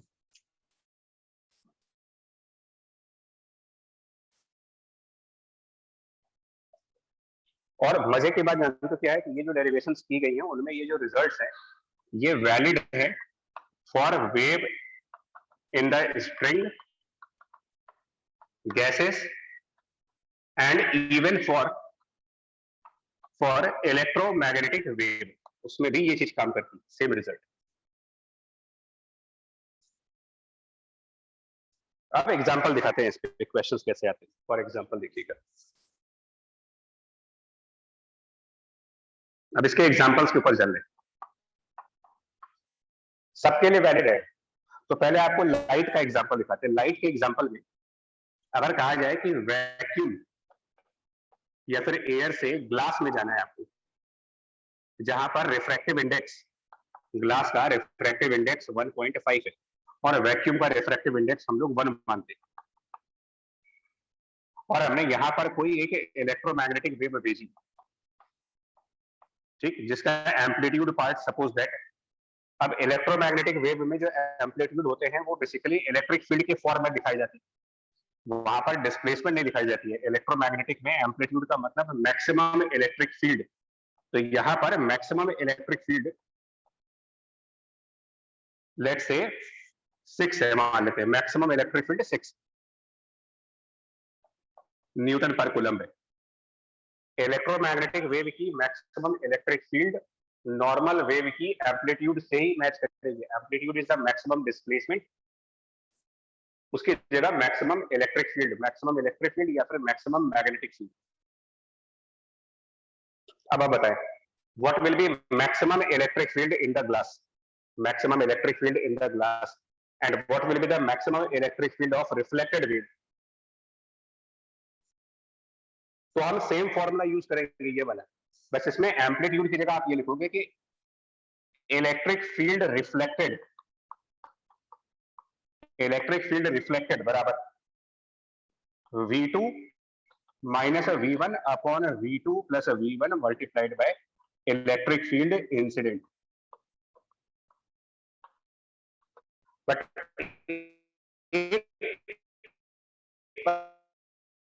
इतना सा काम करोगे क्योंकि लाइट तो जो स्पीड का फॉर्मूला है वो थोड़ा अलग है।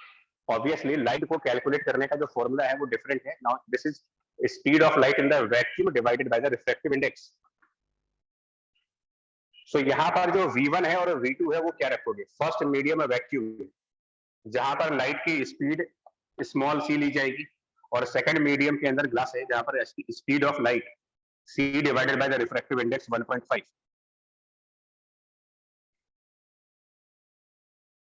मतलब 2C/3। ये V1 V2 हो गए, और आप सिर्फ इसके अंदर वैल्यू पुट करके बताओ क्या आंसर आएगा। मतलब वो जो 5 फॉर्मूले स्टार्टिंग में लिखे थे उसके बाद अब ये 2 फॉर्मूले और याद करने हैं। डेरिवेशन स्किप करा जा सकता है, कोई मतलब नहीं उसका। आंसर बता दें कितनी इलेक्ट्रिक फील्ड रिफ्लेक्ट हो रही है इसमें।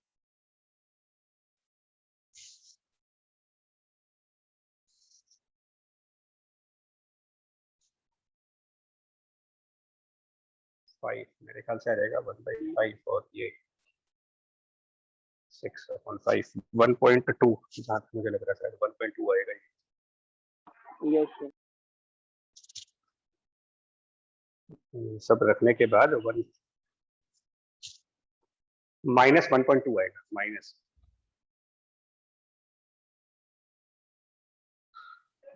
हाँ सर। आएगा ना, माइनस में आएगा आंसर। Yes sir. तो आंसर इज माइनस। ओके, अब इस माइनस का भी समझना होता है। -1.2 आने का क्या मतलब है कि जो वेव रिफ्लेक्ट हो रही है उसका एम्पलीट्यूड 1.2 तो ठीक है, लेकिन माइनस साइन जो आ रहा है उसका क्या मतलब है, नेगेटिव इलेक्ट्रिक फील्ड क्यों आ रही है। तो ये वेव में एक नई चीज को बताता है। अगर हमारे रिफ्लेक्टेड वाली वेव का एम्पलीट्यूड माइनस में जा रहा है, इसका मतलब एक नई चीज आती है। वो नई चीज क्या होती है, देखो हमारा y इंसिडेंट की जो इक्वेशन थी, y इंसिडेंट की इक्वेशन वो थी a incident sine omega t minus kx। लेकिन जिस पॉइंट पर रिफ्लेक्शन हुआ था उसको x इक्वल टू 0 माना गया था। अब वो डायग्राम मैंने इरेज कर दिया, लेकिन जो ज्वाइंट पॉइंट था उसको x इक्वल टू 0 माना था। तो अगर हम ज्वाइंट पॉइंट के ऊपर y इंसिडेंट के लिखेंगे तो ये माइनस kx तो था, लेकिन वो माइनस kx में x को 0 पुट कर देंगे तो ये साइन ओमेगा टी बनेगा, ये बनेगा। और इस क्वेश्चन के हिसाब से इंसिडेंट वाली की एम्पलीट्यूड 6 है, और इसमें y ना लिखना, बस इसको आप e लिखिएगा। और रिफ्लेक्टेड वेव के अंदर आंसर आ रहा है -1.2 साइन ओमेगा टी। ये बात समझ रहे हैं कि इसमें आगे kx नहीं ऐड कर रहे, आगे जो kx ऐड नहीं कर रहे वो इसलिए नहीं कर रहे हैं क्योंकि ये इक्वेशन हम ज्वाइंट पॉइंट पर लिख रहे हैं जहां पर x को 0 मान लिया था। अब ये जो माइनस आ रहा है, इस माइनस को हम अंदर एडजस्ट कर सकते हैं और ये लिख सकते हैं 1.2 sine of omega T and plus pi.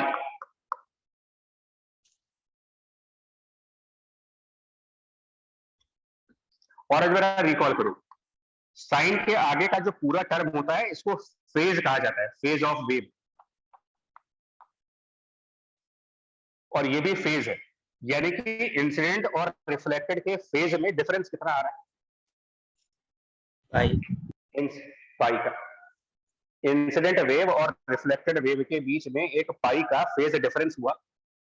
और ये चीज तब आ रही है जब लाइट वेव रेरर मीडियम से किसी डेंसर मीडियम में जा रही है। रेरर से डेंसर जब गई हो और रिफ्लेक्शन हो जाए रेरर से डेंसर में, तो उस टाइम पर रिफ्लेक्टेड वेव और इंसिडेंट वेव के बीच में पाई का फेज डिफरेंस, इस कंसेप्ट को इंटरफेरेंस में कई बार यूज किया जाएगा। फिर रिफ्लेक्टेड वेव और इंसिडेंट वेव के बीच पाई का फेज डिफरेंस जनरेट हो जाता है, लेकिन ये तभी जनरेट होगा जब लाइट वैक्यूम से ग्लास की तरफ यानी कि रेरर मीडियम से डेंसर मीडियम की तरफ जा रही है।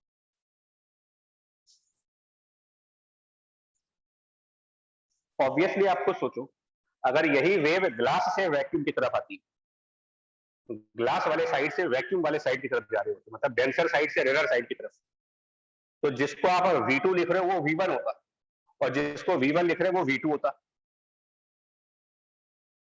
ग्लास से वैक्यूम जाते तो मतलब यहां पर ये दोनों वैल्यूज इंटरचेंज कर जाती, और अगर ये इंटरचेंज कर जाती वैल्यूज तो ऑब्वियसली फाइनल आंसर में माइनस नहीं आ रहा होता।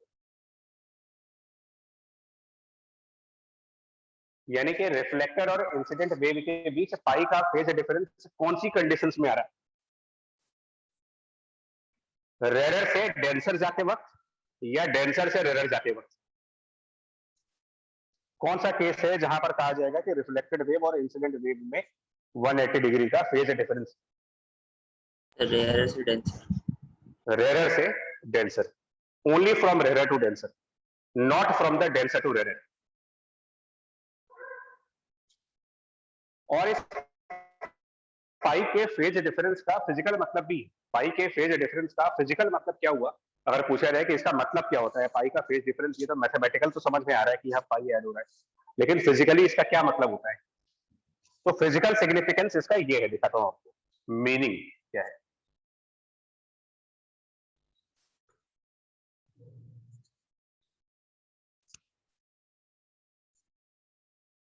फिजिकल मीनिंग ये है कि अगर हमारी कोई वेव आई, सपोज दैट इस तरफ से हमारी कोई इंसिडेंट वेव आई, तो ये उसका वेव की लैंग्वेज में क्रेस्ट एंड ट्रफ के नाम से पढ़ते हो आप इसको। अगर वेव का चैप्टर याद करिए तो क्रेस्ट बोला जाता है और इसको ट्रफ बोलते हो। जो ये वेव रिफ्लेक्ट होगी जब, तो जो ट्रफ वाला पार्ट है वो क्रेस्ट बन जाएगा और क्रेस्ट वाला पार्ट ट्रफ बन जाएगा, उल्टा। ये कहलाता है 180 डिग्री पाई का फेज डिफरेंस। मतलब अगर नेगेटिव डिस्प्लेसमेंट जाएगा तो पॉजिटिव डिस्प्लेसमेंट वापस आएगा, या फिर पॉजिटिव जाएगा तो नेगेटिव डिस्प्लेसमेंट आएगा। यानी कि वेव जो है वो पलट जाती है, वेव फ्लिप कर जाती है। जो चीज नीचे थी वो ऊपर हो गई, जो ऊपर थी वो नीचे हो गई, फ्लिप करेगा, पलट गया पूरा। इसको बोलते हैं 180 डिग्री का फेज डिफरेंस। और इलेक्ट्रोमैग्नेटिक वेव के केस में आप क्या कह सकते हो कि जो इलेक्ट्रिक फील्ड होगा उसकी डायरेक्शन फ्लिप कर जाएगी। अगर electric field negative Y direction की तरफ थी तो रिफ्लेक्शन के बाद electric field positive Y direction में चली जाएगी। This is called 180 degree phase difference. Change in the direction of electric field electromagnetic wave के केस में, और स्ट्रिंग यानी मैकेनिकल वेव के केस में कहा जाएगा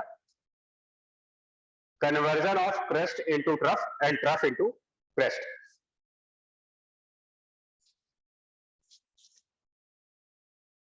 बट ये फिनोमेना तभी होगा जब मूवमेंट रेयर मीडियम से डेंसर मीडियम की तरफ हुआ।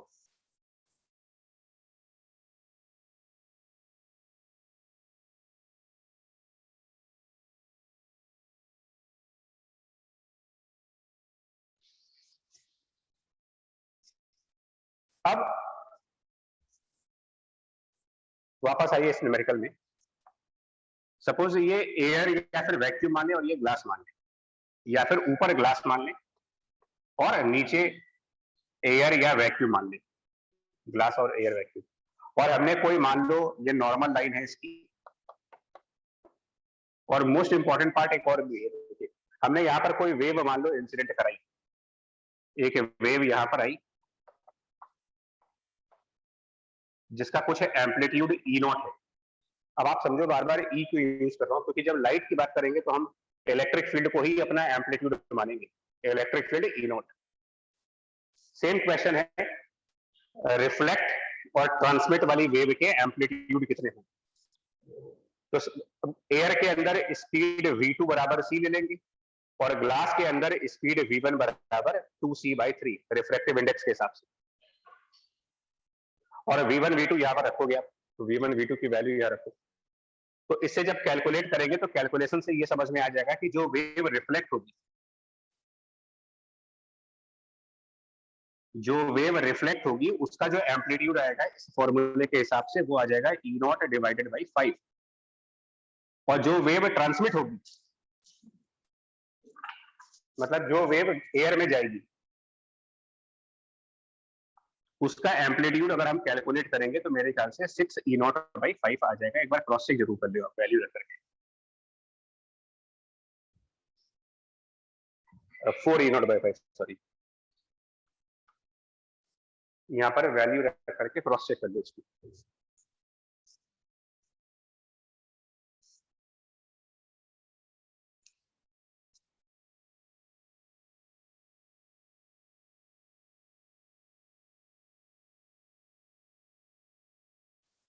नहीं यार, दूसरा वाला सही लिख रहे थे मेरे।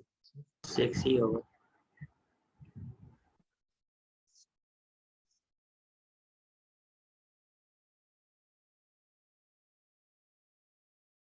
हाँ सही है। अब अगर पूछा जाए कि कितनी परसेंट लाइट रिफ्लेक्ट हुई है और कितने परसेंट लाइट वापस ट्रांसमिट हुई है, percentage of reflection, percentage energy के सेंस में, percentage of energy reflected back.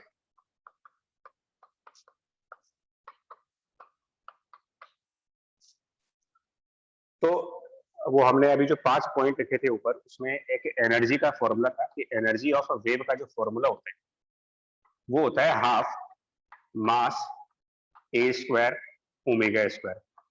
हालांकि ये मैकेनिकल वेव के लिए है, बट आप इलेक्ट्रिक फील्ड में भी लगा सकते हो। मतलब लॉजिक सिर्फ इतना सा है कि जो एनर्जी है वो प्रोपोर्शनल टू ए स्क्वायर है, energy proportional to A square, और मास। लेकिन इंसिडेंट वेव और रिफ्लेक्टेड वेव, इंसिडेंट वेव और रिफ्लेक्टेड वेव दोनों ही सेम मीडियम के अंदर, दोनों वेव सेम मीडियम में, और अगर दोनों वेव सेम ही मीडियम के अंदर होंगे तो जो मास है वो भी सेम चलेगा, बिकॉज ये मास मीडियम का ही मास होता है। Incident reflected are in the same medium, mass will be same, omega will be same, that means कि energy is proportional to A square. तो यहां से कहा जा सकता है कि energy reflected upon energy incident, ये मेन फॉर्मूला दे रहे हैं आपको, energy reflected by energy incident बराबर एम्पलीट्यूड ऑफ रिफ्लेक्टेड का square divided by amplitude of incident का स्क्वायर। ये भी हमको अपने फॉर्मूले के लिस्ट में डालना हो। तो reflected is E not by 5, incident is E not upon 5 का स्क्वायर अपॉन ई नॉट का square, E not by 5 square upon E not square है। जब ये पूरा सॉल्व करेंगे तो इस एग्जांपल में जो आंसर आएगा वो आएगा आपका 1/25, और उसको परसेंटेज में जब कन्वर्ट करेंगे तो वो 4% आएगा।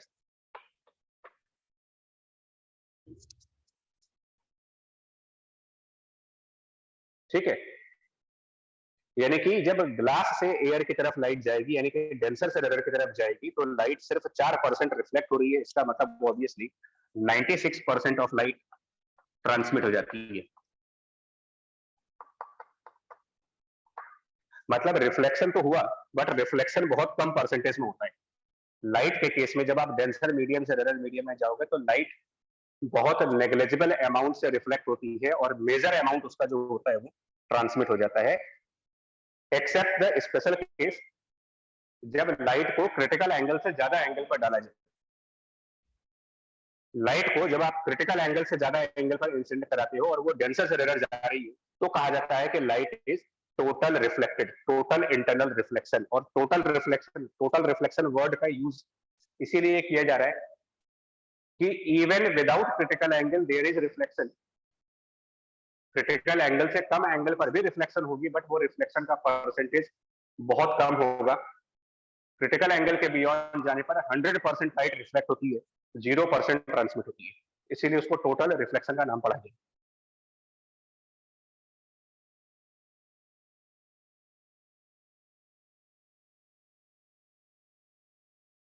आई बात समझ में? ये यस सर।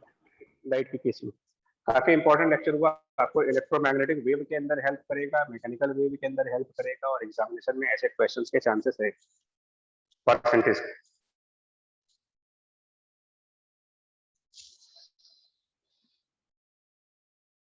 तो एक ये रिजल्ट याद रखना है, एक ये रिजल्ट याद रखना है इसके थ्रू। ये तो आपको बताया गया इलेक्ट्रोमैग्नेटिक वेव के केस में। अब इसका दूसरा एग्जांपल, अगर कहा जाए कि हमारे पास दो स्ट्रिंग्स हैं,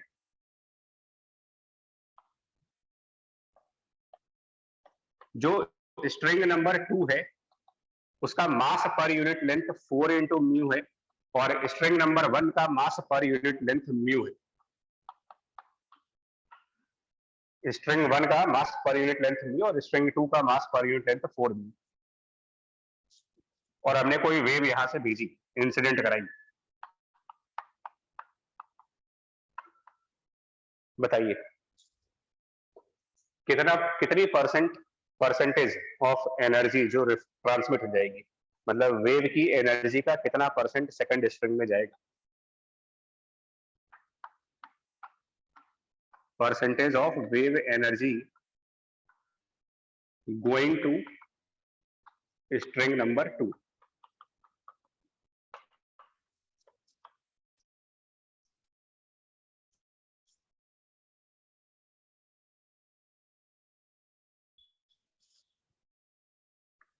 तो पहले V1 V2 की बात करूं। स्ट्रिंग के केस में तो V1 √T divided by mu, और V2 √T divided by 4 mu. देखिए स्पीड के फॉर्मूले अलग है। लाइट के केस में हम रिफ्रैक्टिव इंडेक्स के थ्रू निकालते हैं, और स्ट्रिंग के केस में √T/μ से निकालते हैं। तो ये V1 ये V2, इसको और इसको जरा यहाँ पर रखें अगर, V1 V2 ये दोनों वैल्यूज रखें अगर,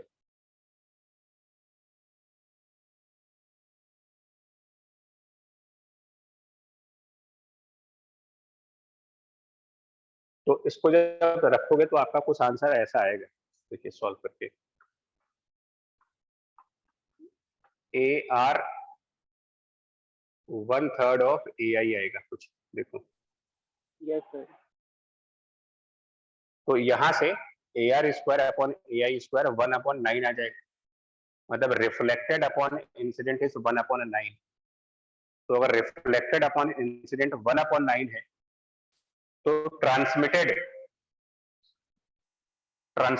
वाला 8/9 होगा। अगर 1/9 फ्रैक्शन रिफ्लेक्ट हो रहा है तो 8/9 बाहर जाएगा। और इसको परसेंटेज में ले जाने के लिए 800 कर ले, 800/9 कितना परसेंट एनर्जी ट्रांसमिट होगी, बाकी का परसेंट रिफ्लेक्ट हो जाएगा वापस। मतलब कि पहले आपको रिफ्लेक्शन निकालना पड़ेगा, रिफ्लेक्शन निकालिए और 100 में से उतना परसेंट माइनस करो तो ट्रांसमिटेड वाले की वैल्यू मिलेगी।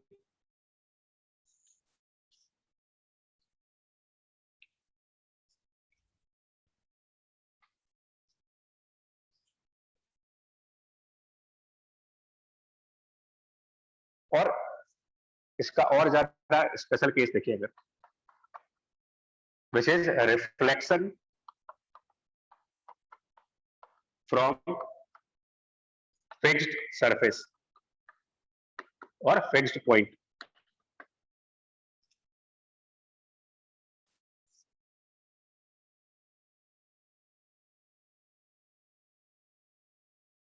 जो बेसिकली आपको स्टैंडिंग वेव समझने में काम करेगा।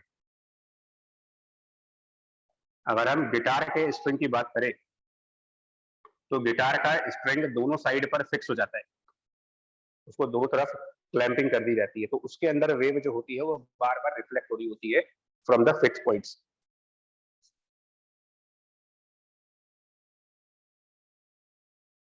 ऐसे में अगर आपने कोई एक वेव भेजी मान लो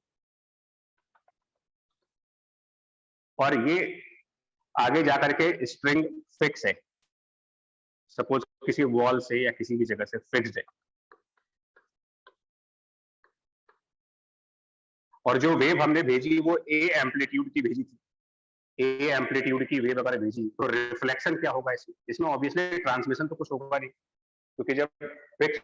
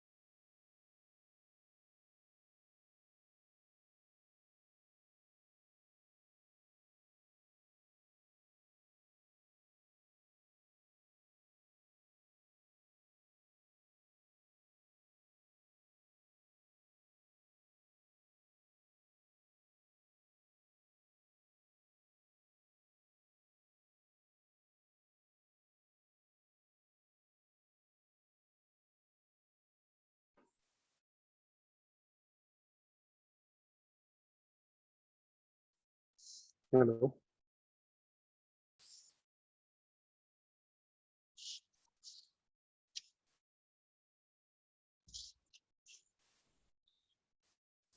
हेलो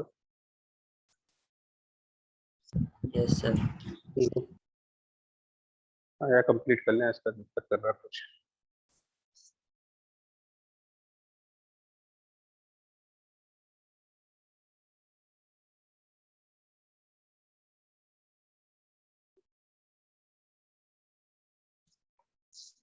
इसको जल्दी कंप्लीट कर लो। इसमें कह रहे हैं कि जो फिक्स्ड एंड है वहां से जो रिफ्लेक्शन होगा इसमें कोई ट्रांसमिशन नहीं हो पाएगी, वेव ट्रांसमिट होनी नहीं है क्योंकि यहाँ पर फिक्स हो। और फिक्स्ड एंड को आप ऐसे भी कह सकते हो, फिक्स्ड एंड का मतलब इनफाइनाइट मास, फिक्स्ड एंड मतलब इनफाइनाइट मास और इनफाइनाइट मास का मतलब जो वेव की स्पीड होगी जो कि under root of T upon mu है। तो मास अगर इनफाइनाइट हो जाएगा, इनफाइनाइट मास, तो स्पीड जीरो यानी कि v2 जीरो हो जाएगा एक तरीके से। और जब v2 जीरो हो जाएगा, v2 जीरो, तो reflected wave minus times ai आ जाएगा। a ऑफ रिफ्लेक्टेड बराबर माइनस ऑफ ai। अब एक बार फिर जो माइनस आ रहा है उसका क्या मतलब होगा, यहाँ पर रिफ्लेक्टेड का माइनस आ रहा है, तो नेगेटिव साइन एम्पलीट्यूड में जो आएगा रिफ्लेक्शन में, वो फिर वही चीज बताएगा आपसे कि जो वेव यहां से वापस आएगी उसमें जो क्रेस्ट वाला पोर्शन था वो ट्रफ बन जाएगा, ट्रफ वाला पोर्शन क्रेस्ट बन जाएगा, मतलब जो नेगेटिव साइड थी वो पॉजिटिव साइड बन जाएगी, जो पॉजिटिव साइड थी वो नेगेटिव साइड। ये वेव रिफ्लेक्ट होगी यहां से।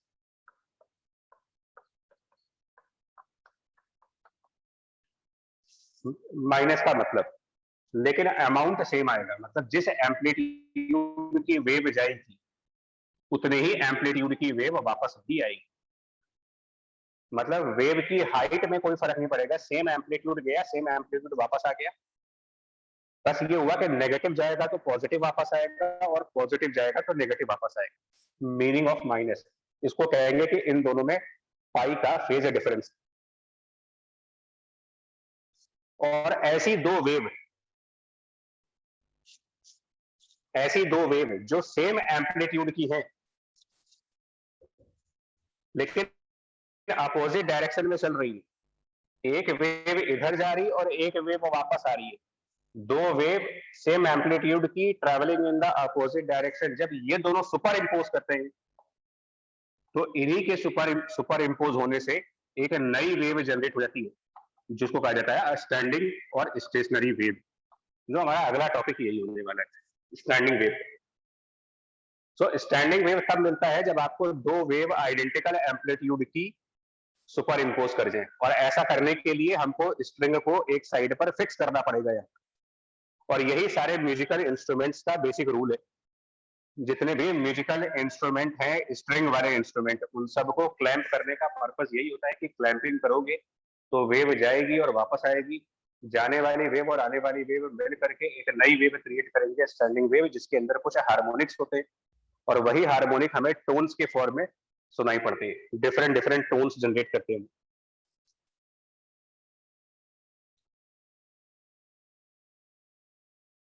ये हुआ रिफ्लेक्शन फ्रॉम फिक्स्ड एंड।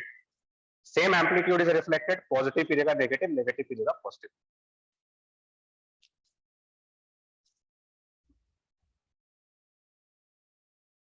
और एक कहा जाता है अगर रिफ्लेक्शन फ्रॉम फ्री एंड हो, फिक्स्ड की जगह फ्री एंड।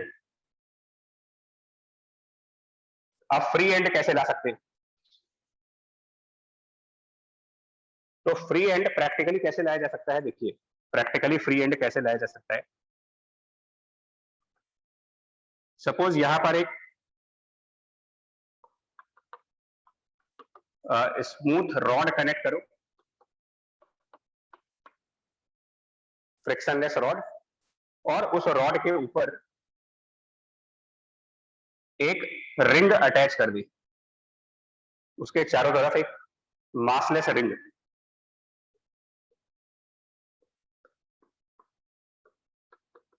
जो कि आराम से ऊपर नीचे स्लाइड कर सकता हो, तो ये फ्री एंड हो गया।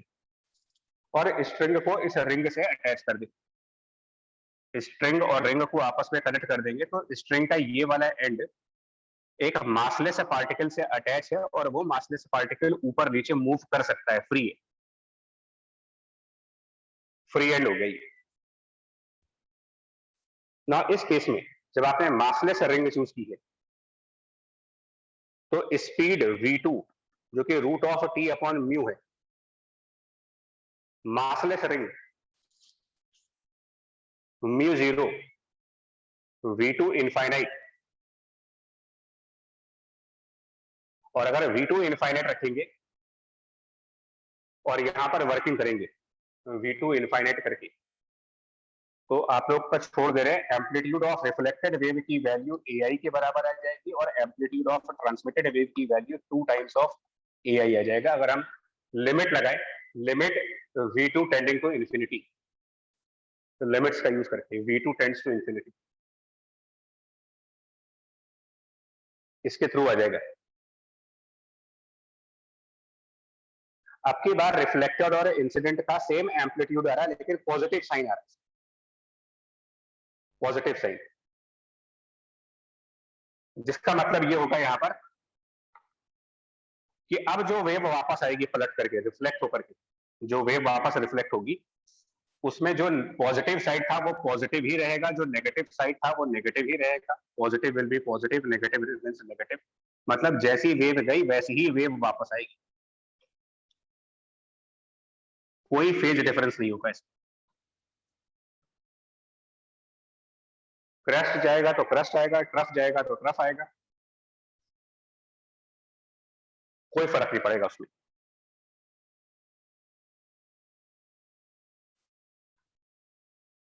और इस रिंग का मैक्सिमम डिस्प्लेसमेंट,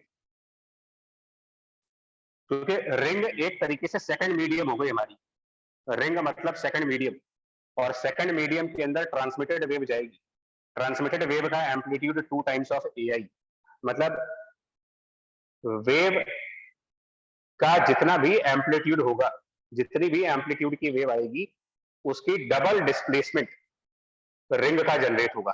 मतलब अगर हम 2 सेंटीमीटर एम्पलीट्यूड की वेव भेजेंगे तो रिंग का मैक्सिमम डिस्प्लेसमेंट 4 सेंटीमीटर, 4 सेंटीमीटर की वेव भेजो 8 सेंटीमीटर मैक्सिमम डिस्प्लेसमेंट आएगा इस रिंग का, which is 80 बराबर 2AI. So 80 is the maximum displacement of rings.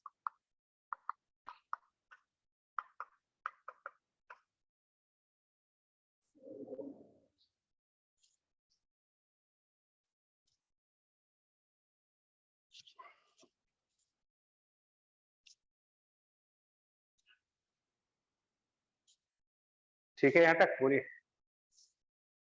Yes sir. दो केस है ना, तो ये आपका अब स्टैंडिंग वेव का हमारा बेस बन चुका है। स्टैंडिंग वेव पढ़ने के लिए जो कंसेप्ट चाहिए थे वो हो गए, रिफ्लेक्शन के हो गए, इलेक्ट्रोमैग्नेटिक वेव में ये हेल्प करता है, और टोटल इंटरनल रिफ्लेक्शन को टोटल क्यों नाम दिया गया है वो भी आज समझा दिया आपको कि इसको टोटल रिफ्लेक्शन क्यों बोला गया है, क्योंकि उस एंगल से पहले भी रिफ्लेक्शंस हैं, बट वो बहुत ही कम रिफ्लेक्शंस होते हैं। क्रिटिकल एंगल के बियॉन्ड जाते हैं तो एक स्पेशल केस बन जाता है जिसमें लाइट 100% वापस रिफ्लेक्ट होती है, अदरवाइज कुछ नॉर्मल परसेंटेज ही रिफ्लेक्ट होता है, बट होगा जरूर रिफ्लेक्शन। एक रिफ्लेक्शन को अवॉइड नहीं कर सकते आप, मीडियम बदलेगा तो रिफ्लेक्शन होगा, परसेंटेज कम ज्यादा कर सकते हो, ट्रांसमिशन भी होगा, रिफ्लेक्शन भी होगा, दोनों चीजें होंगी।